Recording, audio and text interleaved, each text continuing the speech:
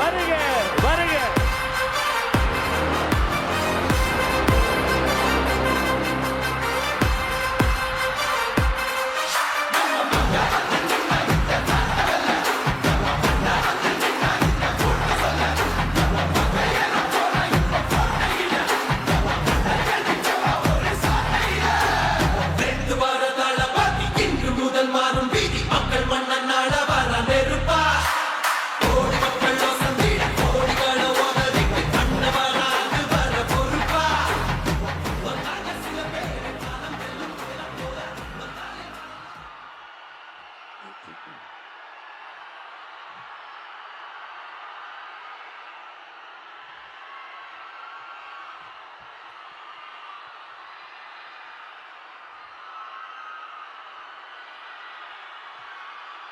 நன்றி நன்றி நன்றி.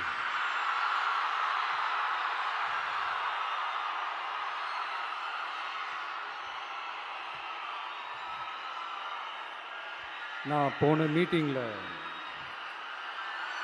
வேலூரில் பேசும்போது சொல்லியிருந்தேன், தமிழ்நாடு தான் விஜய், விஜய் தான் தமிழ்நாடு அப்படின்னு நான் சொல்லியிருந்தேன். அது ஏன் அப்படி சொன்னேன் அப்படின்னா, தமிழ்நாட்டு மக்களுடைய ஒரே பிரதிநிதியாக, உண்மையான ஒரு பிரதிநிதியாக நாம் மட்டும்தான் இருக்கிறோம் அப்படின்றதுக்காக தான் அப்படி நான் சொன்னேன். அப்புறம் அந்த தேர்தல் பற்றியும் நான் சொல்லியிருந்தேன். தமிழ்நாடு வர்சஸ் ஸ்டாலின் சார், அதாவது விஜய் வர்சஸ் ஸ்டாலின் சார், அதையும் நான் சொல்லியிருந்தேன். அப்புறம் இன்னொரு கேள்வியும் கேட்டிருந்தேன். இது தமிழ்நாடு சட்டசபைக்கான ஒரு தேர்தல், இதை ஏன் தமிழ்நாட்டுக்கும் டெல்லிக்குமான ஒரு எலெக்ஷன் சொல்றீங்க அப்படின்னு நான் கேட்டிருந்தேன். உடனே விஜய் பாஜகவுக்காக பேசுறாரு அப்படின்லாம் திருச்சி பேச ஆரம்பிச்சிட்டாங்க. அப்புறம் ரெகுலராக ஒன்று பண்ணுவாங்கல்ல, நம்மளுடைய சிறுபான்மை சகோதரர்களை பயமுறுத்தி பயமுறுத்தி ஒரு ஏமாத்து வேலை ஒன்று செய்வாங்கல்ல, அது இனிமே அவங்களால தொடர்ந்து செய்ய முடியாதுன்னு அவங்களுக்கு தெரிஞ்சு போச்சு. அதனால தான் நான் என்ன பேசினாலும் அதை திருச்சி பேசுறது, அந்த தில்லு முள்ளு வேலைகள்லாம் அவங்க செய்ய ஆரம்பிச்சிட்டாங்க.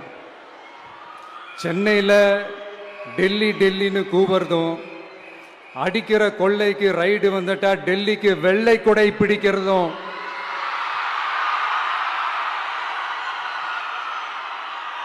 இதெல்லாம் யாருன்னு உங்களுக்கே நல்லா தெரியும். தமிழ்நாட்டை காப்பாத்துறது திமுக தான், தமிழ்நாட்டை பொழைக்க வைக்கிறது திமுக தான், இதெல்லாமே பண்றது திமுக தான், ஸ்டாலின் சார் தான். இதெல்லாம் ஒர்க் அவுட்டே ஆகாது பாஸ்.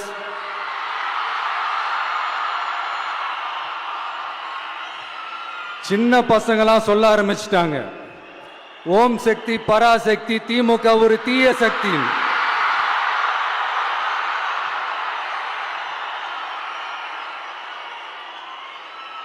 அதனால இந்த தமிழ்நாடு இன்னொன்று வேற ஒன்று சொல்றாங்க. அது என்னடான்னா, தமிழ்நாட்டு அணி டெல்லி அணியா. கிரிக்கெட்ல கூட தமிழ்நாட்டு அணியை டெல்லி அணியால தொட்டு கூட பார்க்க முடியாது.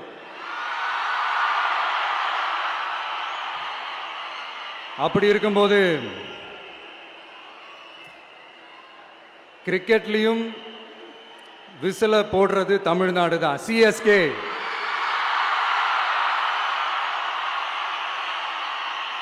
வரப்போற எலெக்ஷன்லயும் விசில போட போறது நம்ம டிவிக்கே தான்.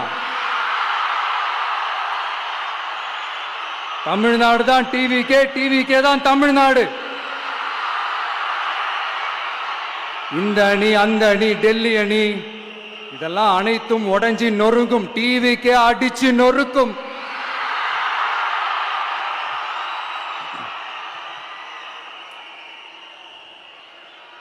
எனக்கும் என்னுடைய மக்களுக்கும் நடுவுல வேற யாராலையும் உள்ள நுழையவே முடியாது.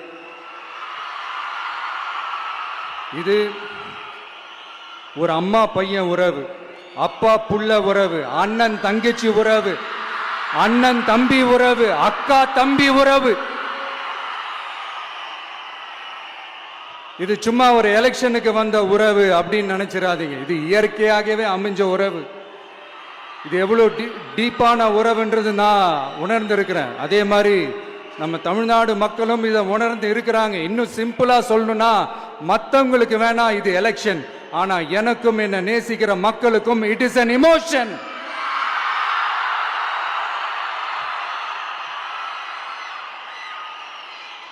And it is not an ordinary emotion.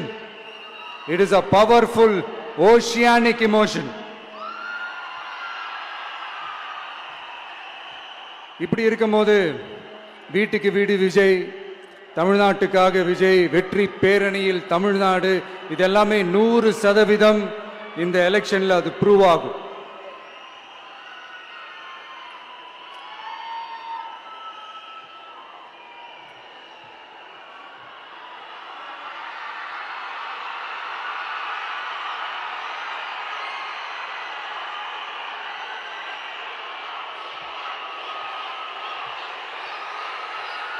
நீங்க எல்லாரும் எனக்கு இன்னொரு உறுதிமொழியை ஒன்று கொடுக்கணும்.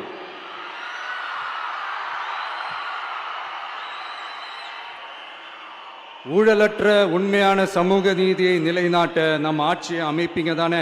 உங்களை தான் கேட்கிறேன், நம்ம ஆட்சியை அமைப்பீங்க தானே? இந்த விஜய்க்கு ஒரு வாய்ப்பு கொடுப்பீங்க தானே?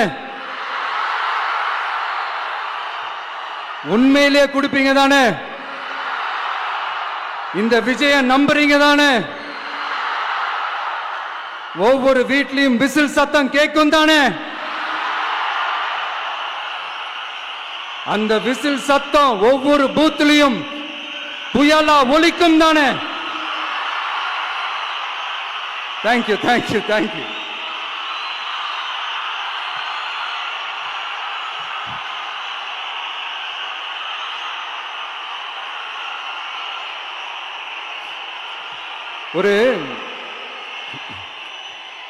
ஒரு டாக்டர் இருக்காருன்னா நாம எப்போ அவரை பத்தி யோசிப்போம்?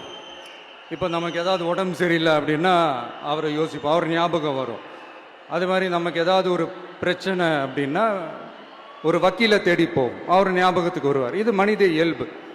அந்தந்த பிரச்சனை வரும்போது நம்ம அவங்கவுங்கள தேடி போவோம். ஆனால் ஆன் அ டெய்லி பேசிஸ் நம்ம சும்மா சாப்பிடும் போது கூட நம்மளை அறியாமல் ஒருத்தவங்களை பற்றி நினைப்போம். நம்மளை அறியாமல் அவங்களுக்கு நாம் நன்றி சொல்லுவோம். அந்த மதிப்பிற்குரிய அந்த மனிதர்கள் வேற யாரும் இல்லை, விவசாயி, விவசாயி, விவசாயி.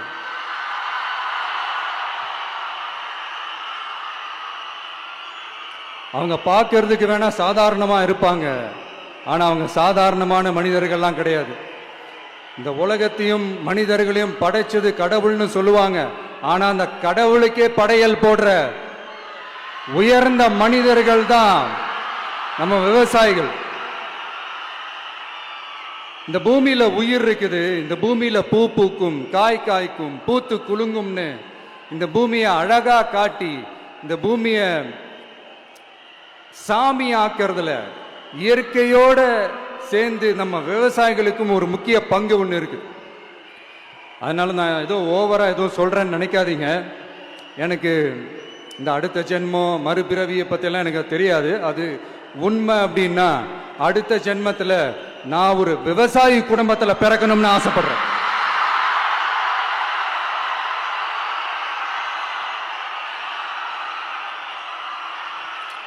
எனக்கு விவசாயத்தை பற்றி டீட்டெயில்டாக தெரியாது தான், நான் ஒத்துக்கிறேன். அதனால மற்றவங்க மாதிரி நானும் டெல்டாக்காரன் தான் அப்படின்னு உங்க காதுல டால்டா ஊத்தலாம் நான் வரல.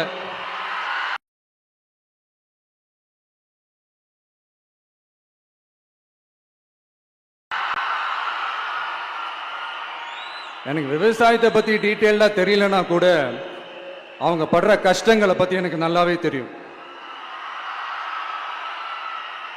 நம்மளுடைய முதல் அரசியல் பயணம் தொடங்கினதே அந்த பரந்தூர் விஷயத்தை கையில் எடுத்துதான். அதனால நம்மளுடைய இந்த ஆட்சி அமைஞ்சதும் தீர்க்க வேண்டிய முக்கியமான பிரச்சனைகள்ல நம்மளுடைய விவசாய பிரச்சனைகளும் ஒன்று. முதல்வர் அவர்களுக்கு இந்த மாதிரி நீங்கள் அது செஞ்சிட்டேன் இது செஞ்சிட்டேன் அப்படின்னு நிறையா பெருமையாக சொல்லிக்கிறீங்களே, ஒரு அடிப்படை ஒரு பிரச்சனையை பற்றி ஒன்று பேசுவோமா? கொஞ்ச நாளைக்கு முன்னாடி ஐநா சபை ஒரு ரிப்போர்ட் ஒன்று வெளியிட்டிருந்தாங்க. அது கூட தினத்தந்தி நியூஸில் கூட வந்துச்சு. உடனே கூகுள் பண்ணி எதுவும் தேடாதீங்க, உங்கள் ஏஜென்சி வச்சு எதுவும் சர்வே கிருவே எடுக்காதீங்க. எதுக்கு உங்களுக்கு சிரமம்? நானே என்னன்னு சொல்கிறேன். தண்ணீர் திவால் அப்படின்ற அந்த தலைப்பில் தண்ணியே இல்லாமல் திவால் ஆக போகுது அப்படின்ற அந்த கட்டுரை படிக்கும் போது உண்மையிலேயே மனசுக்கு ரொம்ப பகீர்னு இருந்தது. இந்தியாவிலேயே அது முக்கியமாக நம்ம தமிழ்நாட்டில் இன்னும் கொஞ்ச காலத்திலேயே தண்ணியே இல்லாமல் திவாலாக போகுதான். அதுக்கு காரணம் நிலத்தடி நீரை பாதுகாக்காமல் விட்டது தான் காரணமா. மண்ணையும் மணலையும் கொள்ளையடிச்சா பின்ன வேற என்ன நடக்கும்? மலைகளை முழுகினா பின்ன வேற என்ன நடக்கும்? கனிம வளங்களை கொள்ளையடிச்சா பின்ன வேற என்ன நடக்கும்? இந்த மணல் கொள்ளையில் ஈடுபட்டவங்களை மேல நீங்க சரியா நடவடிக்கை எடுக்கலன்னு அது போதுமானதாக இல்லை அப்படின்ட்டு சென்னை உயர்நீதிமன்றம் சொன்னிச்சே, மறந்துட்டீங்களா? இந்த மணல் கொள்ளை, கனிம வள கொள்ளை, இதுக்கெல்லாம் காரணம் மணல் மாஃபியா குரூப் தான் மதுரை உயர்நீதிமன்றம் அந்த கிளை சொன்னிச்சு. அதை மறந்துட்டீங்களா? இந்த மணல் மாஃபியா குரூப்புக்கு ஆதரவு அளிக்கிறது யாரு? உங்க திமுக கவர்மெண்ட் தானே. அது இல்லைன்னு சொல்ல முடியுமா? அவங்களோட டீலிங்ல இருக்கிறது யாரு? நீங்க தானே. அது இல்லைன்னு சொல்ல முடியுமா? தண்ணி திவாலாக போகுது, மணல் திவாலாக போகுது, கனிம வளம் திவாலாக போகுது. மொத்தத்தில் உங்க ஆட்சியில தமிழ்நாடு திவாலாக போகுது. கடன் மேல கடன் வாங்கிட்டு உங்க கவர்மெண்ட்டே குப்பராட்சி படுத்துக்குச்சு. உங்ககிட்ட பேசுறதும் ஒண்ணுதான். சரி, அதை விடுங்க.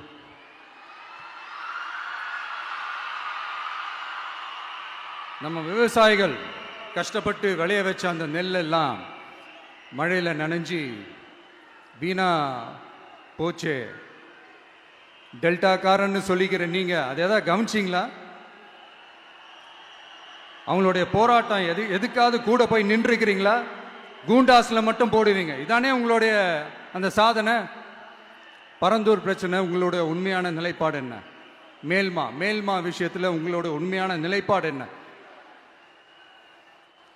தமிழகத்தில் இருக்கிற எல்லா ஆறுகளையும் இணைப்போம், இந்தியாவிலேயே நாங்கள் தான் அதை பற்றி ஃபர்ஸ்ட் யோசித்தோம் அப்படின்னு பெருமையாக சொல்லிக்கிற இந்த திமுக கவர்மெண்ட் அவங்களுடைய நாக் என்னன்னு சொல்லவா? இந்த மாதிரி பெரிய பெரிய திட்டங்கள்லாம் ஆட்சிக்கு வந்த உடனே செய்ய மாட்டாங்க. அந்த ஆட்சி முடிகிற டைமில், அந்த கடைசி 6 மாதம், அந்த 1 வருஷம், அந்த 1.5 வருஷத்தில் அதுக்கான திட்டத்தை கொண்டு வருவாங்க, அதுக்கான அடிக்கலை நாட்டுவாங்க. அதுக்கப்புறம் எலெக்ஷன் வரும், தோத்துருவாங்க. கேட்டால் எங்கள் ஆட்சி தான் முடிஞ்சிருச்சே அப்படின்னு நாடகம் ஆடுவாங்க. இல்லை, நான் தெரியாமல் தான் கேட்குறேன். மக்கள் மேலே உங்களுக்கு உண்மையிலே அந்த அக்கறை இருந்துச்சுன்னா ஆட்சிக்கு வந்த உடனே இந்த மாதிரி பெரிய பெரிய திட்டங்கள்லாம் ஸ்டார்ட் பண்ண வேண்டியது தானே. அதனால் ஆட்சி முடியும் போது அடிக்கல் நாட்டுறது. ஓட்டுக்காக என்னென்னலாம் பேசுவீங்க, ஆனால் மக்கள் இதெல்லாம் நம்புறதுக்கு அவங்க ஏமாளிங்க நினச்சிங்களா? மக்களே, நம்மளுடைய ஆட்சி அமைஞ்சதும் இந்த மாதிரி பெரிய பெரிய திட்டங்கள்லாம் உடனே ஸ்டார்ட் பண்ணுவோம். அதை அந்த 5 வருஷத்துக்குள்ள அதை முடிக்கவும் ட்ரை பண்ணுவோம். ஸோ இப்படிலாம் நம்ம பேசினா காவிரி பிரச்சனையில் உன் கருத்து என்ன, முல்லை பெரியார் பிரச்சனையில் உன் கருத்து என்ன, இப்படிலாம் அதெல்லாம் பற்றி உனக்கு என்ன தெரியுமா அப்படின்னு கேட்க ஆரம்பிச்சிருவாங்க. ஐயா, உலக மகா மேதைகளே, ROV, ரிமோட்லி ஆப்ரேட்டட் வெஹிக்கிள், அதை வச்சு தண்ணிக்குள்ளேயே போய் அணைகளோட உறுதித்தன்மையை ஆராய்ச்சி பார்க்குற வரைக்கும் நான் எல்லாம் தெரிஞ்சுதான் வச்சிருக்கிறேன். ஒருத்தன் சைலண்டா இருக்கான், அமைதியா இருக்கான்னா உடனே அவனுக்கு எதுவுமே தெரியாதுன்னு நினைச்சிடாதீங்க. சும்மா கருத்து சொல்லிக்கிட்டு கம்பு சுத்திக்கிட்டு இருந்தா எல்லாமே நடந்துருமா? நசன் பேசி அதை கேட்டு மக்கள் வெறுத்து போயிட்டாங்க. உருப்படியா ஏதாவது யோசிங்கயான்னு மக்கள் நினைக்கிறத யாருக்கு தெரியுதோ தெரியலையோ, எனக்கு அது நல்லாவே தெரியுது. உரிய இடத்துக்கு போய் சம்பந்தப்பட்டவங்களோட பேசி அதுக்கான சொல்யூஷன் என்னன்னு தெரிஞ்சுக்கிட்டு அதை ப்ராப்பராக எக்ஸிக்யூட் பண்ணணும். அடுத்து நம்மளுடைய கடல் விவசாயிகளான நம்மளுடைய மீனவர்களுடைய பிரச்சனைக்கு அப்பப்போ எந்திரிச்சு கடிதம் எழுதிட்டு திரும்ப தூங்க போயிடுவார். அவ்வளோதான், அதோட அது அப்படியே கிடக்கும். மானே தேனே பொன்மானே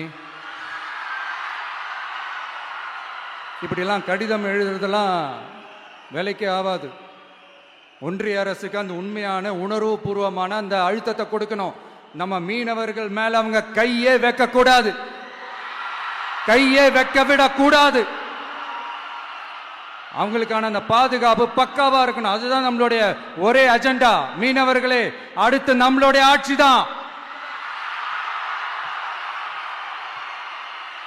கவலைப்படாதீங்க, தைரியமா இருங்க, உங்களுக்கான பாதுகாப்பு பக்காவா இருக்கும். இப்படி இருக்கும்போது அடுத்ததும் நாங்க தான் அப்படின்னு சிஎம் சார் சொல்லுவாங்க.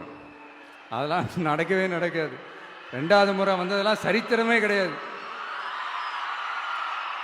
இந்த சைனால கிரேட் வால் ஆஃப் சைனா கேள்விப்பட்டிருப்பீங்க. அதோடைய நீளத்தை விட பெரிய டாஸ்க் இது. ஆனானப்பட்ட அவங்க அப்பாவாலே முடியல.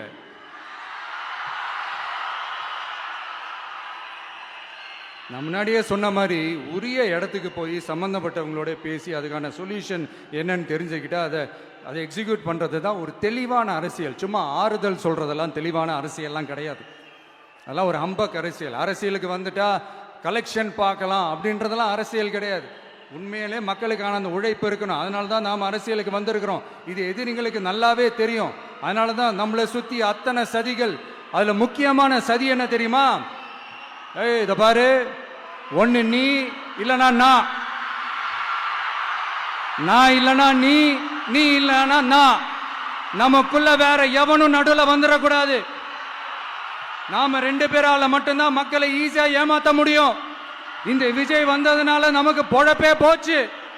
மக்கள் வேற அவனை தான் நம்புறாங்க. நாம வெளியே அடிச்சுக்கிற மாதிரி அடிச்சுக்கிட்டாலும் உள்ள நம்மளுடைய டீலிங் பக்காவா இருக்கணும். மக்களோட ஃபீலிங்ஸை பத்திலாம் நமக்கு கவலை இல்லை. நமக்கு டீலிங் தான் முக்கியம். மாத்தி ஆட்சிக்கு வந்துடலாம்னு நினைச்சோம், ஆனா அது நடக்காது போல் இருக்கு. அதனால நீ என்ன பண்ற? எஸ்ஓபின்னு போட்டு ஒரு பக்கம் அவனை தடுத்துரு, இன்னொரு பக்கம் அவன் மேல பழி போட்டு நானும் தடுத்துறேன். என்ன ஓகேவா? டீலிங் ஓகேவா? ஓவர்.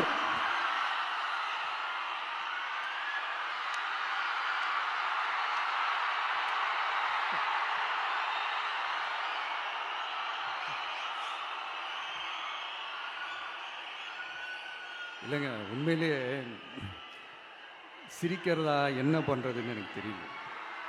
உண்மையிலே இப்படிதான் இருக்கு அவங்க டீலிங்லாம்.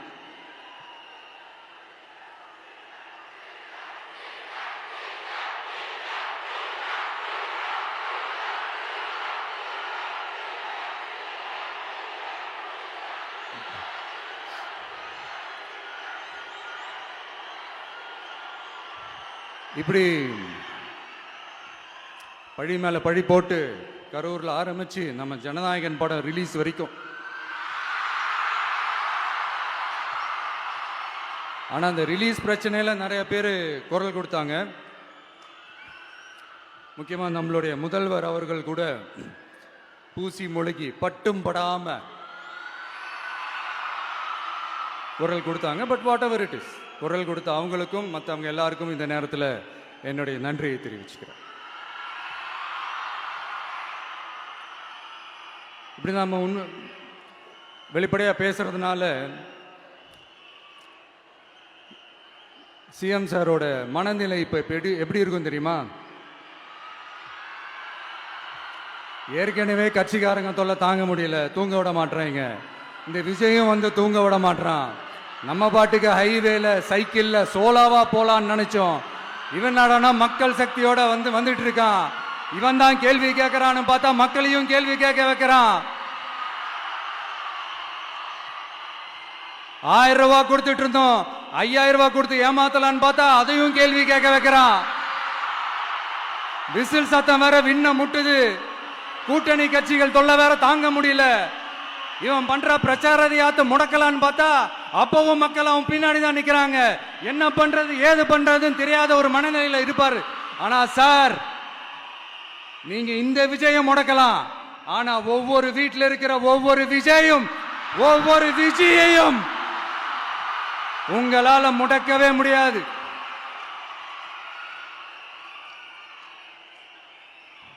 அவங்களாம் ஆல்ரெடி பிரச்சாரத்தை ஸ்டார்ட் பண்ணிட்டாங்க சார். வீட்லயே குடும்பம் குடும்பமா இறங்குவாங்க பாருங்க பிரச்சாரத்துக்கு. அப்ப உங்களால மட்டும் இல்ல, எந்த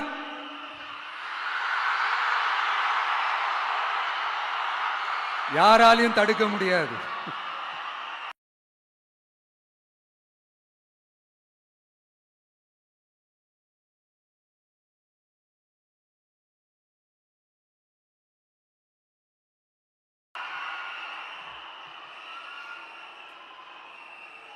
நம்ம டவுன் சவுத்தில் ஒரு ஊரில் உங்கள் அப்பாவுக்கு வெங்கல சிலை வைக்கணும்னு ட்ரை பண்ணீங்கல்ல, அதுக்கு சுப்ரீம் கோர்ட் என்ன சொன்னாங்க? மக்களோட பணத்தில் யாருக்கு புகழ் பாட பார்க்குறீங்க அப்படின்னு கேட்டாங்கல்ல. அதுக்கு என்ன அர்த்தம் தெரியுமா? ஊராம் வீட்டு நெய்யில் உங்கள் வீட்டுக்கு ஸ்வீட்டு செய்யாதீங்க. எப்படி? ஊராம் வீட்டு நெய்யில் உங்க வீட்டுக்கு ஸ்வீட் செய்யாதீங்கன்னு அர்த்தம். மக்களோட ஒரு அடிப்படை வாழ்வாதாரத்துக்கு ஏதாவது பிரச்சனைக்குன்னு கேட்டா நிதி சுமைன்னு சொல்றீங்க. செலை வைக்கிறதுக்கு மட்டும் எங்கிருந்து சார் காசு வருது?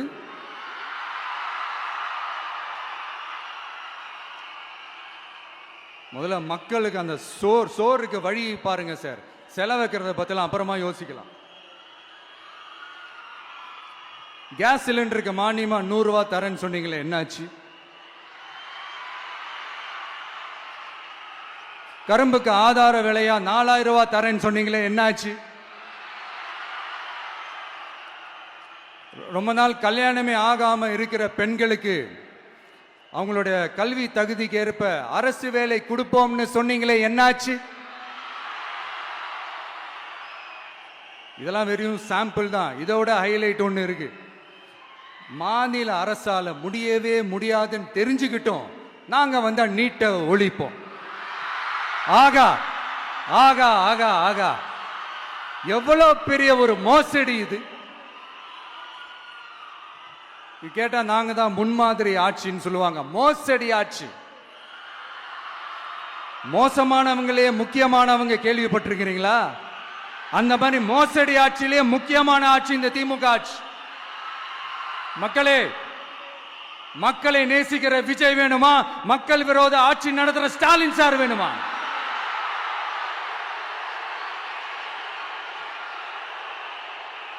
இந்த விஜய் நம்புறீங்களா, ஸ்டாலின் சார் நம்புறீங்களா?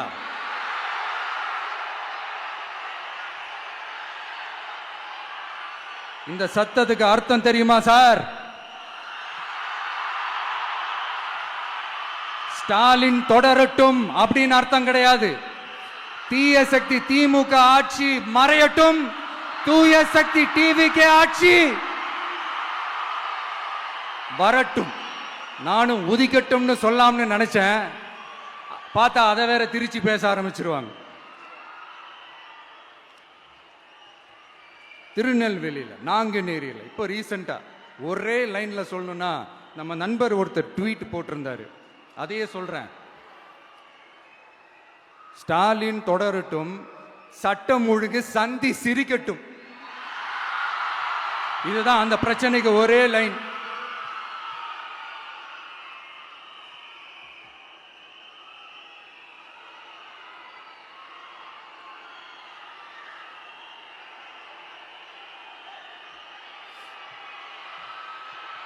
மக்களே, காஞ்சிபுரத்தில், வேலூர்ல எல்லாம் நம்மளோட விஷனை பத்தி சொன்னோம் இல்லையா?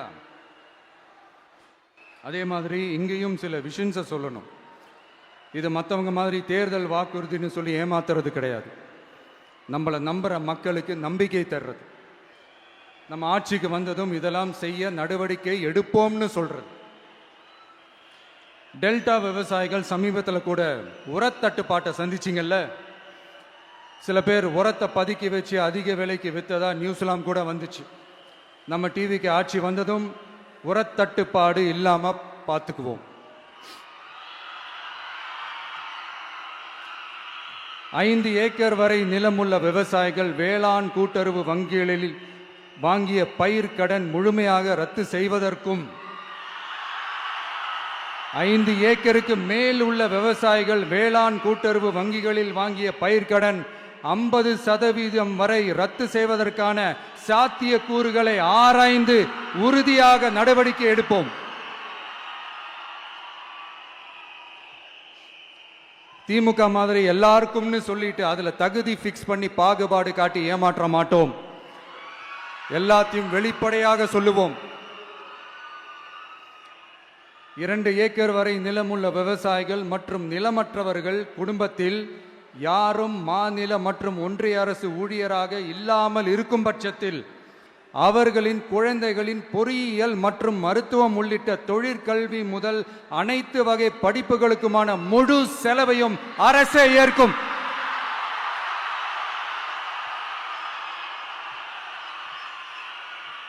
விவசாயிகளின் விருப்பத்திற்கு எதிராக எந்த திட்டமாக இருந்தாலும், ஒன்றிய அரசின் நெருக்கடியே இருந்தாலும் அந்த திட்டத்தை உங்களுடைய டிவிகே ஆட்சி முழுமையாக நிராகரிக்கும். எப்போதும் விவசாயிகளின் பக்கமே நம் ஆட்சி நிற்கும். கொள்முதல் நிலையங்களில் முறையாக நெல் மூட்டைகள் பாதுகாக்கப்படும். நெல் முளைத்து வீணாவதை பார்த்து கொண்டு நமது அரசு சும்மா இருக்காது. போதுமான கொள்முதல் நிலைய வசதிகள் ஏற்படுத்தப்படும். அதே போல கொள்முதல் நிலையங்களில் கொள்முதல் செய்வதற்கோ மூட்டை ஏற்றி இறக்கவோ 1 பைசா கமிஷன் வாங்காமல் பார்த்து கொள்ளப்படும்.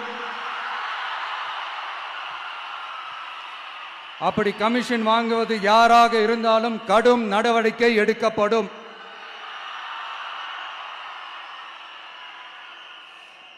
ஐநூறு ரேஷன் கார்டுகளுக்கு 1 ரேஷன் கடை என்ற வரையறை நிர்ணயிக்கப்படும். கிராமங்களிலும் எடையாளர் நியமிக்கப்படுவார். பெண் விற்பனையாளருக்கு பெண் எடையாளர், ஆண் விற்பனையாளருக்கு ஆண் எடையாளர் என்பது பின்பற்றப்படும்.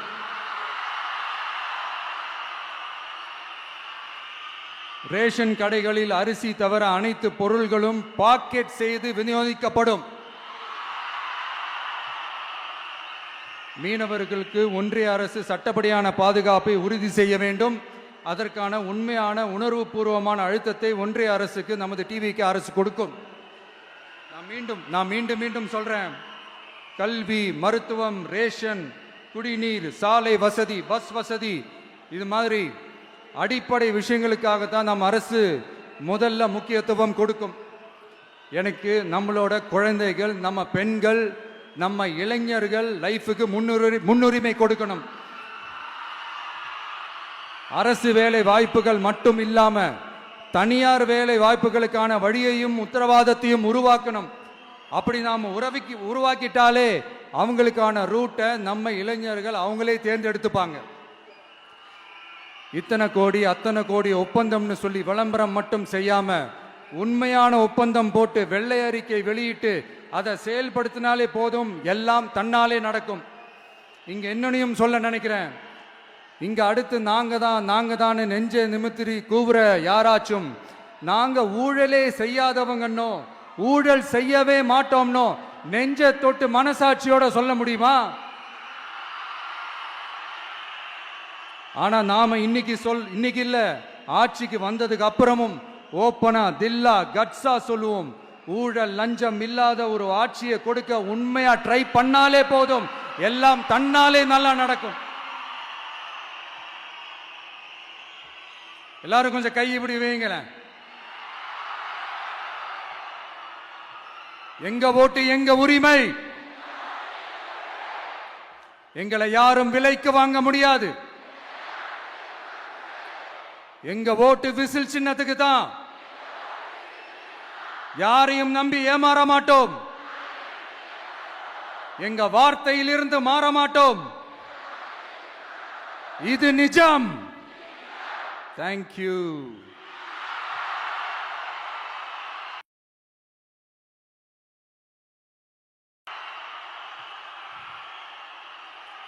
என் நெஞ்சில் குடியிருக்கும் தஞ்சை மக்களே,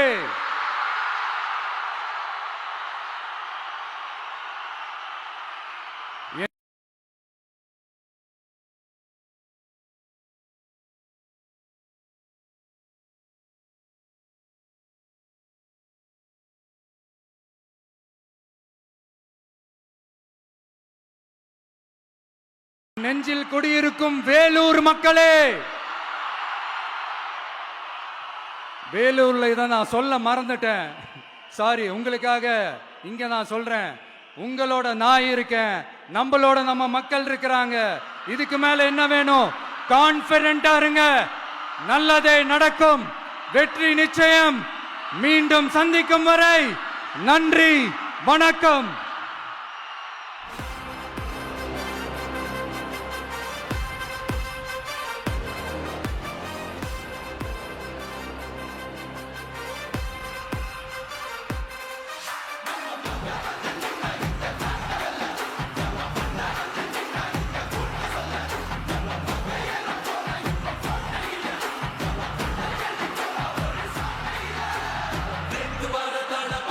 வெற்றி தலைவர் அவர்களுக்கு சிறப்பு பரிசு வழங்க தஞ்சாவூர் மத்திய மாவட்ட கழக செயலாளர் அண்ணன் விஜய் சரவணன் அவர்கள் வருகிறார். நெற்கதிரை வெற்றி கழக கொடி சுற்றிய நெற்கதிரை உயர்த்து பிடிக்கிறார்கள். அந்த கதிர் போல வளரட்டும் கழகம். சோளத்தில் செய்த வெற்றி மாலை விவசாய மண்ணை வணங்கி வெற்றி தலைவர் உங்கள் முன்னால் உயர்த்தி பிடிக்கிறார்.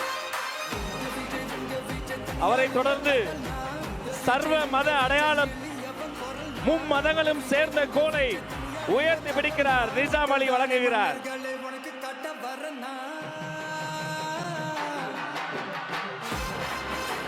அவரை தொடர்ந்து மதன் அவர்கள் வழங்கக்கூடிய வெற்றி கப்பல்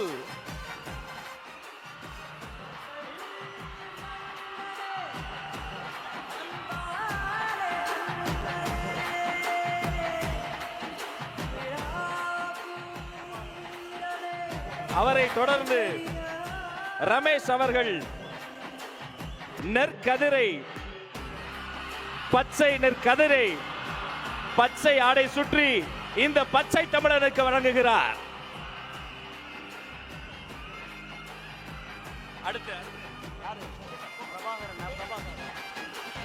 வெற்றி தலைவருக்கு அண்ணன் பிரபாகரன் வெற்றி செங்கோலை வழங்குகிறார்.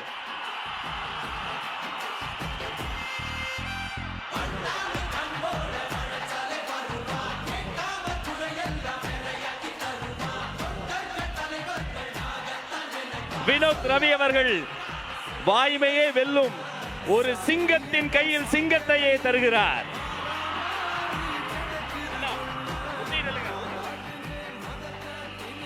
அசாருதீன் அவர்கள் தளபதி திருவுருவம் பொதித்த தளபதி உருவம் பதித்த செங்கோலை தருகிறார்.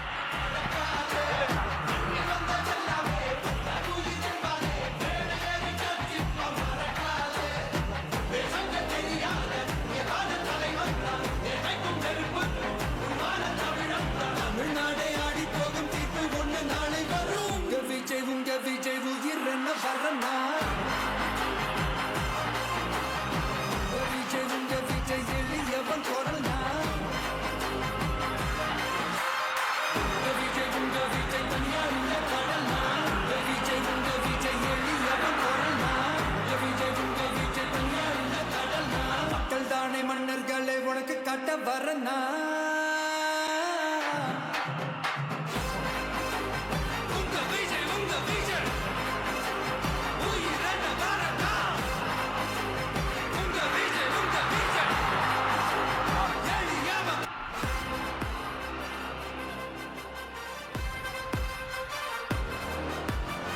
வெற்றி